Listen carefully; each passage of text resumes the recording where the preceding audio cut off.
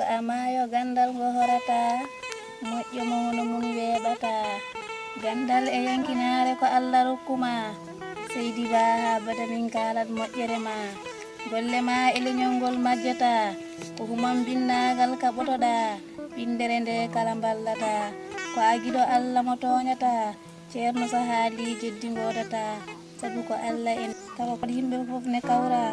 ko e fela ceerno mawɗo dewɗa duwaw jinnaɓe ma jooɓiɗa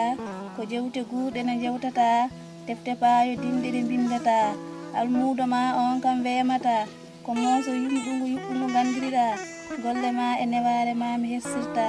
yaadiɓe e wondiɓe kala ganduma konngol ko gotol moƴƴude jikkuma seydi baaji yaɗo Allah mo tikkata to ma yimɓe fof ponduɗa te tawnota Allah ɓurɗoto eɗen birna